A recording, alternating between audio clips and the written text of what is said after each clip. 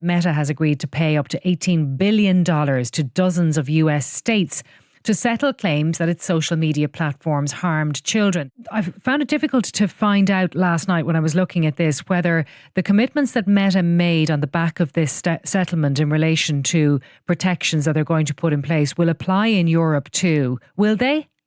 It hasn't said. The company hasn't said. Now, there is some overlap with some of the regulatory prosecutions that are happening in Europe from the European Commission in particular, but also through regulators, including here in Ireland. But no, the company hasn't said, and that is not unusual. It probably wants to reserve its position.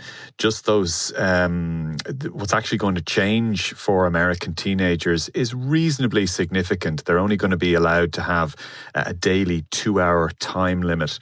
There'll also be a default block between midnight and 6 a.m. and also notifications between school hours of 8 a.m. and 3 p.m. And maybe most significantly, Facebook and Instagram won't be allowed to show teenagers anymore the number of likes or reactions on their own posts or those of anyone else's.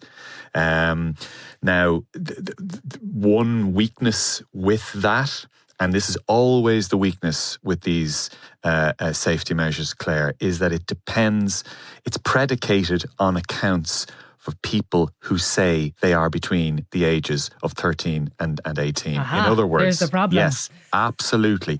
And that is a huge, huge problem because in Ireland, of course, we know, and indeed around the world, you have to be over 13 to use any of these social media platforms. We know for a fact from countless surveys and research, including here in Ireland, that the vast majority of 11, 12 and 13-year-olds use some sort of social media service. The Australian e-safety commissioner's own update in July, don't forget, Australia banned social media for under 16s in December. In July, they did their first major update. They found that the number of teens between the age of 13 and 15 using social media has only fallen from 86% to 82%. So basically, they're not the teenagers. I have to say, with the toleration of their parents most of the time, teenagers do not say what their true age is, and the social media networks still can't get it together to detect what that real age is. And so none of these safety measures will apply to accounts that say they're over 18. And Alwyn from Cogni Kids, we heard the parent there, Michelle. She clearly wanted this case to run, and it was compared to a big tobacco-like case. Would you like to have seen it run to its conclusion rather than Meta's offer of a settlement being accepted by the court? Absolutely. Unfortunately, Meta, again, controlling the narrative realistically, particularly when you even look at how they've said that they will pay out the settlement. It's over 10 years. They're only committing to actually 70% of it, and the other 30% will be paid in 5 years only if YouTube and TikTok apply the same standards that they're going to be applying. So they're dragging their competitors in, absolutely. But again, I think they've dodged a bullet.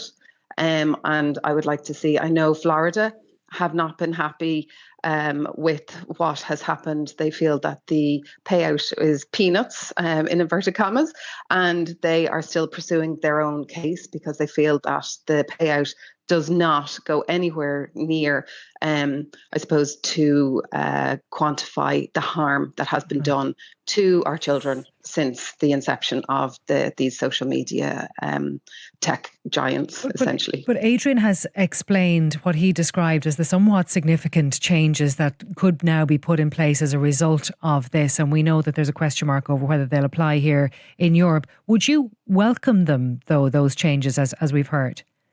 I mean, I've always been advocating for these kind of changes anyway. They need to be there. And yes, as Adrian also pointed out, there are ways around these things. That's the downside, you know.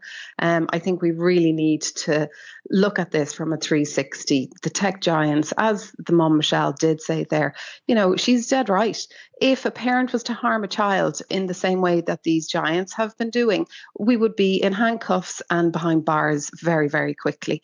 So I think, you know, really the baby has to be thrown out with the bathwater now at this point. And like, we can't wait. Our generation's brains are being significantly and hugely impacted. There's research that shows this, and we can even see now in our generation of teenagers at the moment, they have huge amounts of anxiety that was never seen before. They've issues in social connection, they have sleep issues, they've focus, attention issues, structural changes in the brain. All of this, they're less socially connected with their peers. This is such a damage that has been done to our children. It's probably, worse than the big tobacco in the 1900s. So, I don't think enough can ever be done. We just really need to come down hard, and the boot needs to be landed, very quickly. Well, one of our listeners, Adrian, says that this is a slap on the wrist. Well, Cormac says that's an understatement. It's a light ticking off. And he says that Meta would have introduced the changes anyway in this part of the world to stave off an Australia-like ban, or in the States to stave off an Australia-like ban. Do you agree with all of that? There's certainly a fair amount of truth in that if you look at the amount of money first. So the settlement is for up to $18 billion, $12.7 billion of which is guaranteed. Now, to put that into context, to us, that's a lot of money. Don't forget, in Europe, Meta, and this is mainly in Ireland, has only in the last decade accrued fines and penalties of under €4 billion. Okay, that's in total for everything across Europe. And by the way, we're always tagged here in the EU as being the place that regulates and doesn't innovate, and that we, profit from these tech companies.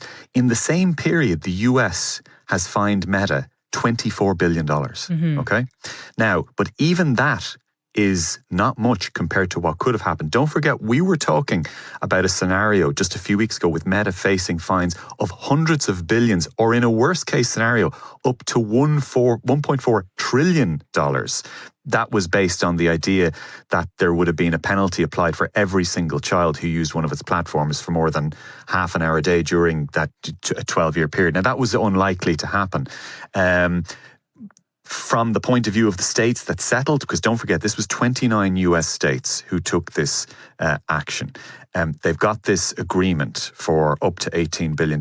Their point of view, they say, is that this avoids years and years of appeals and, potentially technical reversals in the courts. So from their point of view, they think this is a fair result. But in the grand scheme of things, yes, Meta's profit last year was $60 billion.